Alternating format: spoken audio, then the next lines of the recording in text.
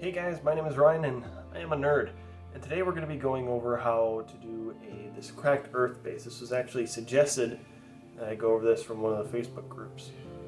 I will plug him later so you can see who requested it. But we're going to go over how to do this in SolidWorks. I'm going to take a stab at it in Autodesk 360, Fusion 360, which after a comment in the last video, I took a second stab at looking at that. And yeah, you can get it for free on a 30-day trial, and then you can actually extend your license later on, longer as a personal use or a startup company. So, but yeah, let's get right into this. Hey guys, if you want more content like this and you want to be able to see when I put out new files and how we make them, just make sure you go over to Minnesota Nerd on YouTube and subscribe there. And make sure you go onto Thingiverse and hit follow. Should be right down here when you find me on here. Again, it's Minnesota Nerd without a space in here. We got a couple of different designs that are in here. One for Arctic Horde, which is a wargaming channel that I've been on for a while. A little Necron objective marker, and the tile base from last time. So we're going to be putting the file back on here and linking that clearly in the video description when we put this up. So today, before we get to our video, I wanted to give a quick shout out to Henrik Forsberg, giving me crap about my using Fraps or Xbox, and gave me a suggestion to use OBS is what it's called. It's allowing me to show my full screen. I do have it zoomed in a little bit, so you know, you guys don't have to see everything else that's on here. But then I also had Christian Caldecott. He was asking for some Mars type looking bases. I asked him a couple questions about it. You know, he didn't want like the mud look like this. He was more looking for a cracked earth, so I sent him this, and he said that he liked that. So this is the template that we're going to use for today. We're actually going to be making multiple bases out of this. So what we'll be able to be using is this full pattern here. We'll be able to take our circle and be able to go and move it around and create individual non-identical bases based off of this. So let's get to it. Again, we're going to be using standard settings. I'm not going to use any custom settings that I have set up. So let's get at it. We're going to go into part, new part, go in, and we're going to show you a different way to make a base. It's obviously not as ideal as the other options I've shown you, but hey, you know, sometimes people might prefer this method. So what we're going to do is we're going to do a revolve. So we're going to add our little base in the end. Doesn't matter if this is not straight right now, because we can click on it and we can add these on the pop-up. You can finally see now. We can hit make horizontal and go from there. So then this is the same height of what we're going to make it. We're going to make it again 4.5 millimeters, and then we want to set our angle for this. Clearly it's on the other side, so we want to do 90 minus 18 to get the resolved angle. What this is. And let's go down to the bottom here. Let's work with another 40 millimeter base to base this off of. I'm only going to upload one base size. That way you guys can scale them up and down as you need. So I made it 40 mils, which was wrong. I should have made it.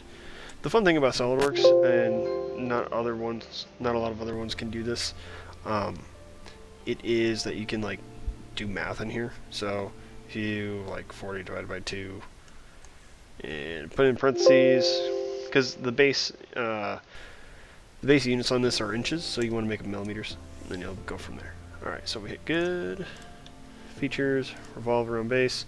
We select our axis, you can see on the top here, click on this little arrow here, and we make sure it says blind and 360, and boom, we have our base, just like we had before. So that's just another way that you can do it. So, similar to last time, we're going to try and do auto trace. So when you want to make sure that that's on, you go into add-ins and make sure auto trace is on. You can also click this button here that makes it start up on startup. So we hit OK. We have our sketch ready to go. We can go into the top here, go to Tools, Sketch Tools, scroll down, hit the little arrow, Sketch Picture. I have Cracked Earth sitting here ready to go. We hit open. We'll do low resolution. And then you'll see that it looks like this big black image, which isn't what it's supposed to be. So let's go see if there's anything from file. Oh, look at that. It is from file, small enough that we need it to be. So we're going to make this 80 millimeters because we want to be able to drag this around. So again, let's go to the top piece, go to normal 2, scroll in. So our idea here is, again, it kicks you off of the image. We want to be able to take this image and we want to go boom, boom, boom, boom, boom, boom, boom, make a couple out of this one, right? So let's start with, let's go with like this side here, something there. So let's see if this is actually going to work. Click over, turns black again, which isn't the ideal situation here, because when I would use this eyedropper, hit begin trace, it just drew a circle around the outside, and that's not what we wanted. Let's see if doing something like this will work.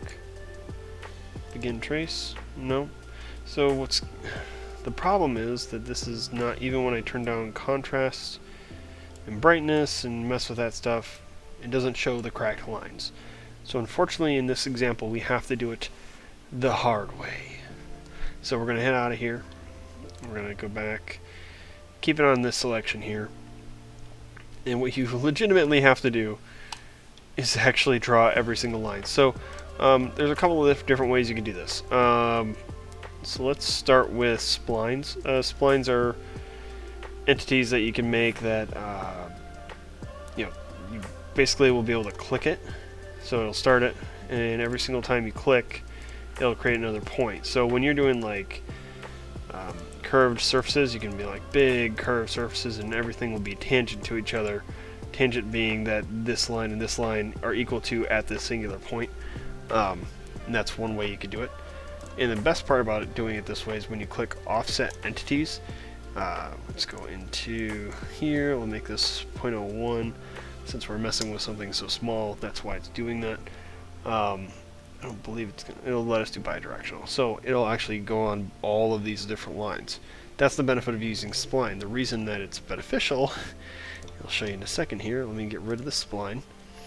Let's say that we had this here.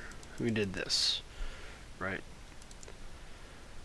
And we'll just connect this one here. Sure. When you would hit offset entities here without collecting, I believe it'll work now because I have select chain clicked, so it will go on everything. If you didn't know that you had to have this on, you would just be up shit's creek. That's what we got going on here. We're going to actually end up using the lines to do all of these.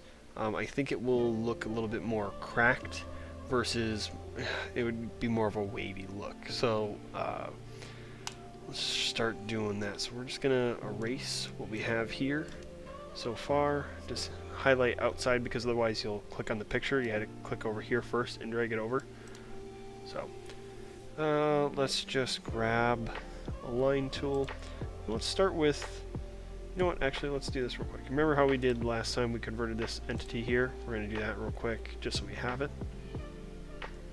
And let's just do a small example, and then I will do this without recording it, so I don't waste your guys' time, or I'll just speed through it, one of the two.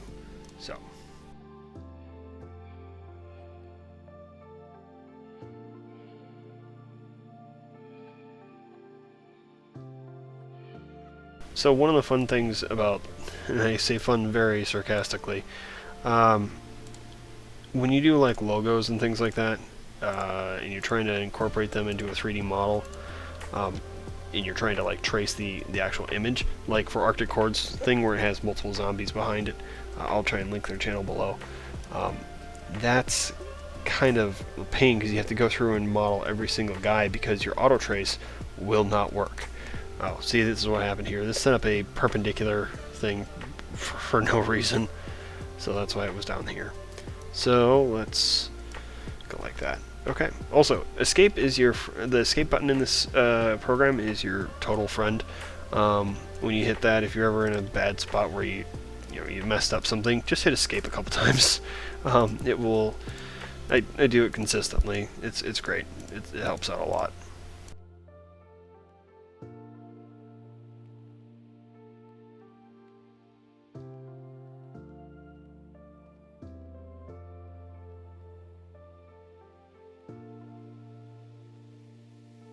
Again, moving and rolling things around is your scroll button on your mouse. Offset entities. I'm going to go down to 0.01 again, making sure select chain is on. Let's try and do all these small lines that we have here. Let's try and get those out the way.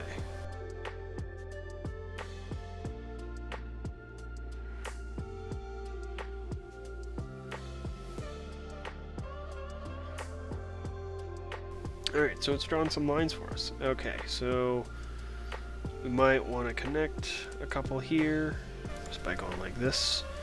If we want this open, we can use trim entities and just drag through, and it'll delete anything in its path when you have the power trim on the left side selected. So we can actually make it all like this. Go and drag through here, drag through these, over like that. Hit L to your line. That's the easiest one you can remember. Sometimes when you click and hold till your right mouse button and you click and drag to a side, it has pre-set up ones. I've turned off my custom settings just so we can have this going. Just kind of give you guys the full loop. I think I'm going to start using this Auto 360. I looked into it again after a comment on the other video that I just put up, and I looked into it, and it's actually after your 30-day trial, you get to actually select whether you're like a business or an enthusiast, and you can get it and renew it as many times as you want, which is great because all I saw was 30-day trial, and that was it. I'm like, okay, this isn't real. I'm not going to believe it. So actually I looked into it, and yeah, it'll work. So I might end up starting to use that, like I said, just to try and give you guys a little bit more realistic expectations from your drawings that you would be doing using the free software. So again, here we're going to try and connect some lines to make this a little bit easier and make sure this works out like that. And well, why don't we just get to the fun part. We're going to extrude. And click here. Yep. So let's. We learned last time when we made it 0.05, it was a little short for my liking. I mean, it works, and I might actually go back and update that file later. I'm just gonna probably make it 1mm and call it good. Alright. So now, unable to create this feature because it would result in 0 thickness geometry. Now, why would you say that? Where would it do that?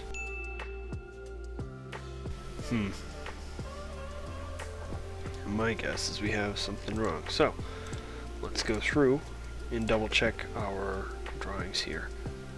So we're going to click this one, change it to 1mm, hit OK. Alright, that one worked. Okay, so let's move and add another one. Click down in your sketch region, hit OK. This is one of the ways that you can problem solve. You know, if you think you did everything right, you may have not have. This is how you can do it. Uh-oh. We don't want that one.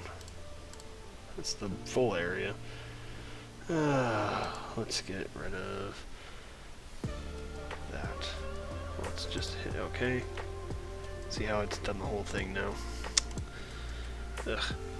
Shift, click, and then I'll get rid of that. Here. Try this one. Yep, this one's good. Let's just start clicking more of these.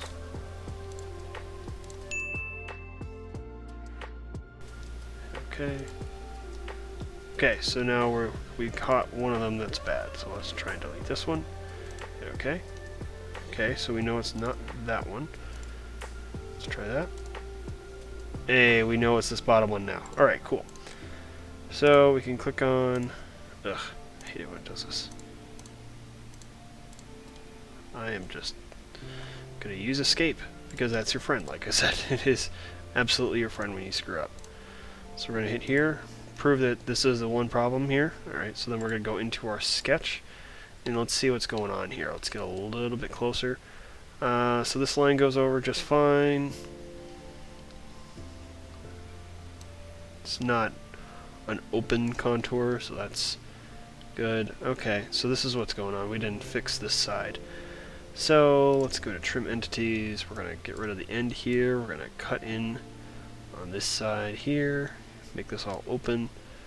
We're going to go to line tool, come over, connect that line right there. Make sure this one is touching there, touching there. Okay. So then we go back into Boss Extrude.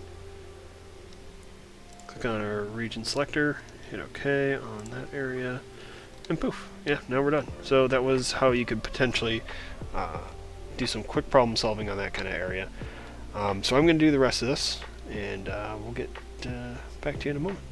A few moments later. So, super happy fun times. This isn't working well because it's not cutting off anywhere when I go like here and I hit OK. This one works just fine. Jump back in here. My computer is not really liking the SolidWorks right now because of how many relations are there, as you saw in the, in the warning that it had there for a second. So yeah, we might have to go through on every single one and then go through and say, okay, well, you know, cut it off here or not. So this one has a problem, so let's, I probably won't show all of this, but yeah, this is not a fun part. This is not a fun part to watch. It's gonna take forever. It's definitely not fun for yours truly. 3 hours later. Can you move it along? I'm all out of time cards. Okay, so we were finally able to get this piece. What we realized, and but I mean me, is that when these two parts were coming together at a single point and being extruded, it was creating what they called a zero thickness solid kind of thing. You just had to separate them. So my guess is I'll have to go through and make sure all points have to be separated like that. Oh gosh. Alright, I'll talk to you in a bit. And after the arduous task of going through and seeing where things met up and then dealing with it, we're left with this. I will say that I'm kinda disappointed a little bit with how these smaller lines are here and there. I mean, like, some of them, like, I guess smaller cracks could be in it, but I think I want to see a little bit more division going on.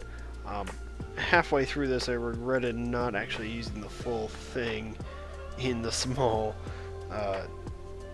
base here. I think that would have probably been better to try and actually shrink this down and use, you know, more of these obviously bigger sets and put them in there, and they would be smaller and you'd have more cracks. But let's, you know what we'll do? We're gonna modify a couple of these lines. We're gonna make them straight and cut off some certain areas, and then we're gonna send them to the group and see what they think. Alright, that looks a little bit more cracked up. I actually am going to change one thing here. I do think that it just looks really high in comparison to this thing, so I'm going to actually reduce it down. We're going to want to go with, let's go with 0.075 millimeters.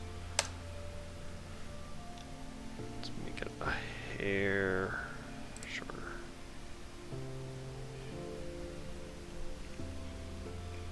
Oh, you know what? I put a 0 there, and I meant to just put 0.75. Never mind. Ugh. Okay. 0.75 millimeters. Alright. That way, it's a little bit shorter, but it's more than what we had on our tiles, so a little bit more depth wouldn't hurt us. I just don't want it to be, like, super crazy. So just to follow up with what we posted, said, you know, I'm going to make one, this is one of 3, I'm going to make more later. I just really can't do that right now with how busy I am with work and other things going on. But yeah, it looks like we had positive reviews from here and the other pages that we had. Posted this too, so we're going to post this right away. So we're going to do a quick update to our actual model. Diago asked to make it like half hollow. It sounds like he was trying to say that, you know, he wants to make this out of resin. Clearly down here he's saying he wants to make it out of resin. It caves in on the bottom of the base, so he wants to save some resin and make it cut out like similar maybe to how a GW base is. So we're going to do that, and then we're going to post on here and see what he says about it. I want to really emphasize that, like, this guy here, he's on Coles 3D, screenshot his profile here. All these files that he put on here were for free. These are really high quality. This is where I would suggest using a resin printer versus an FDM printer. The stuff that I'm making is, you know, such low quality in comparison that I would only suggest using FDM. There's not enough detail to require the cost of using a resin printer. Also, in using a resin printer, you're going to have to use up PP that you could be using for all the other stuff going on. So, but yeah, this guy, check him out. All of these were for free. And so I downloaded them myself because I just got a new resin printer. I got a Photon, I believe it's called, Anycubic Photon. So I'll be potentially putting videos up about that later on too. So just wanted to give him a shout out. Alright, so I'm going to show you how we can update the base to be open on the bottom like this. We can do it one of two ways. I'll show you the first way, and then I will undo what I did here and show you the second way. So first, I went in here and I modified my sketch, and I basically did an offset of 1 millimeter to come down and over. You would want to make your axis line a construction line for sure, and redraw a separate line that is not a construction line to meet up with this one and come down. Make sure that this part down here is parallel with the top. But yeah, that is the first way that we can do this.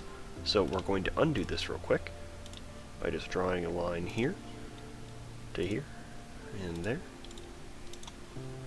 I'm going to trim these entities here and go back to our original. Oh, sorry, I forgot one more line here, and that should do it.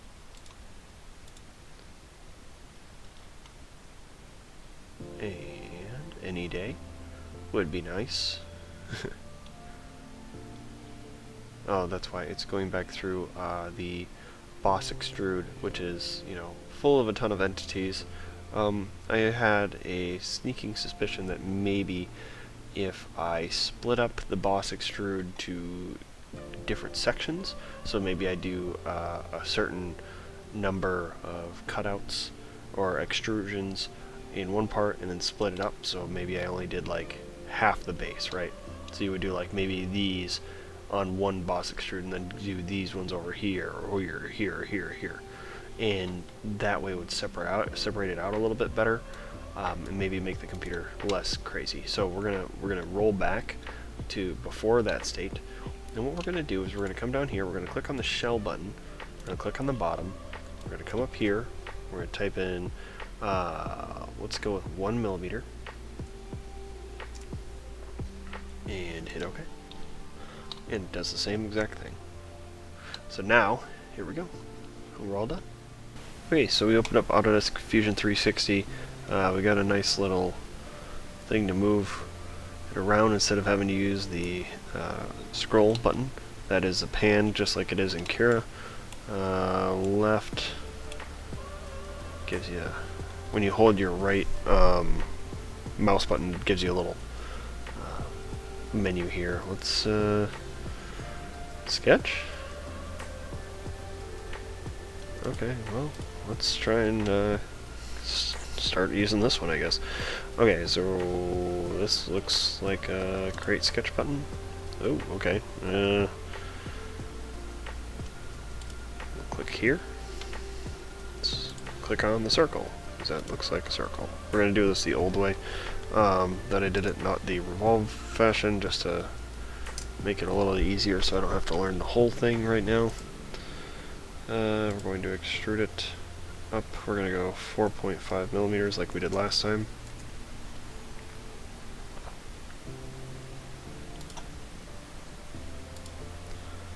Okay, so then we're going to go into see if they have modify. I see it fillet, so I assume they have a chamfer. So they got a chamfer. So it brings up this little thing here. We don't want equal distance. We want distance at an angle. We want to click on here.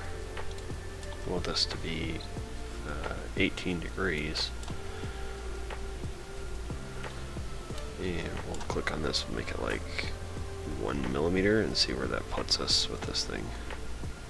Oh, It updates automatically. Okay, so similar to how SolidWorks shows it in yellow, this just does it. It looks like our 18 degrees is flipped the opposite way, so 90 minus 18 is 72. That's better. I think it's 1.6 millimeters. Nope, should be 5. Nope, 4. Let's go 4.5. Okay, so there we have our angle on the side. Let's see, do they have a shell? Yep, they do. Okay, let's try and use this little button here. Let's click this face. We're gonna make it 1 millimeter. Oh, yep. So works the same there. Still a couple different buttons and different style how it does it. So let's create a sketch. We want to select the top here. Oh, it automatically brings you normal to the space. I do like that. I do like that a lot. Let's just try and do... I want to insert a picture. And they have... They have a picture ready to go. So you can put it right in there. Okay. Let's go find it. Documents. Cracked Earth. Probably this one. Face here. Okay. Sure. Let's... I don't know what any of these buttons do, but let's kind of go through this. Opacity. We want this at 100 so we can see everything correctly. Selectable, yes. Renderable, don't know what that means. Maybe it means that we can do what we do in the other version. X and Y, let's just make this 2. Okay, that's what that's going to do. It doesn't keep your scale when you do this. Alright, so let's go to here. Let's make both of these 1.5. And we'll hit OK. Okay, so you can scale the plane. I guess I would do the same. Alright. We'll hit OK. I guess I can't move this easily without me, huh? Alright, well, I'm not going to try and move it. We're just going to try and get to what we want to do here. We're going to try doing it with a spline. Actually, let's get our circle done first. Boom. Circle's done. Let's do like a simple... We don't want to do too much, because we're just testing it out.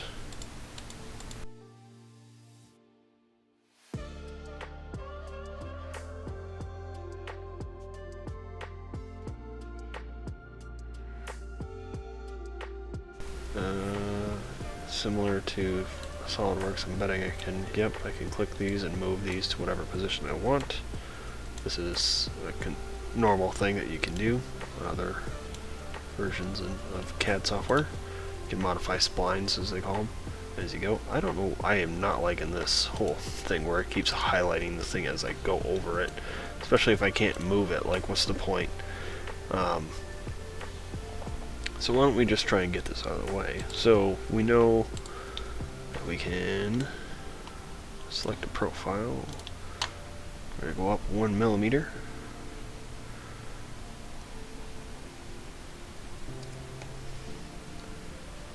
And let's rotate.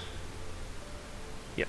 Okay, so that's how you extrude. So can we re-edit our sketch? Let's go. So they have a thing on the bottom. The profile sketch. Okay. So you can do that. Let's try and find our offset button with an equal... There's an offset. Select curves. This one. We want to offset it by, I don't know, 0.1 millimeters. Sure. Can I select more? Okay. So it did draw a line there. Goes all the way through. Let's see. Did it actually...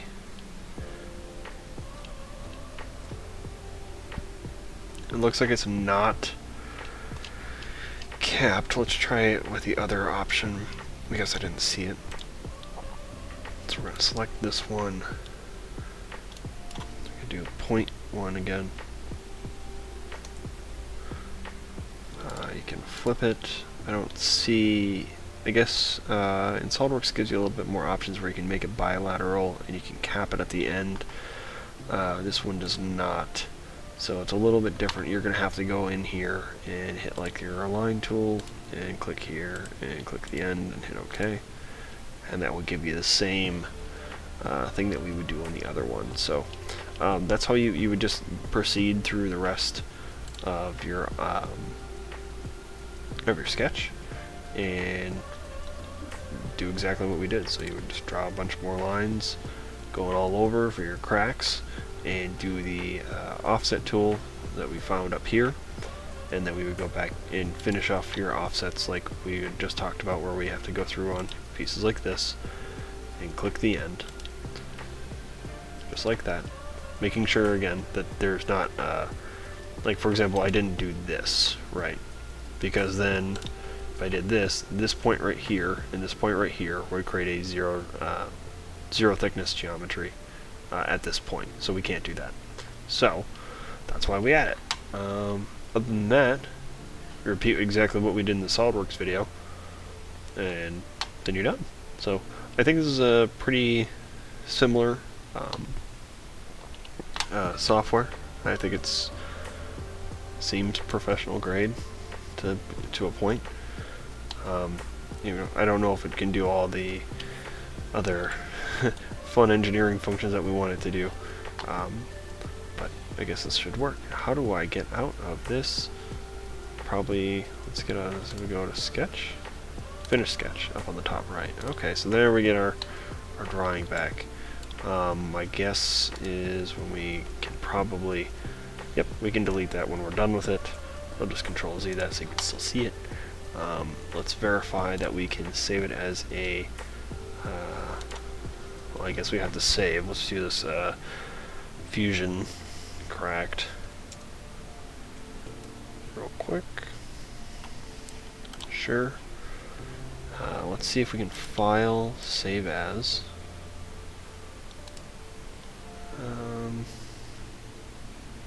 Okay, so it's not a save as function. Maybe we can look for export. 3D print. Oh, they have a 3D print button. Converts the selected body to a mesh body that outputs STL. Okay. Yep. Preview mesh. Nah, I don't care about that. I don't care about that, I guess. Let's see. So you have to download Autodesk Mesh Mixer. Apparently you do not need to download Mesh Mixer. You can actually save it and export. You go to export and you can do whatever you want it as an STL file and hit export. Alright, so sorry for taking forever to make this video, but apparently a lot of the video recordings that I did didn't have any audio, so I had to redo all of them, including modifying the model and doing it in Autodesk. I had to redo that whole thing. So, again, this was a requested model from a Facebook group. I believe it's called 3D Printing Miniatures and Terrain. If you want to have another suggestion, message me on Facebook or YouTube, because you can clearly see what my name is in this video. That's not that big of a deal. Yeah, if you have a suggestion, let me know, and we'll see if we can do it for a video. See ya.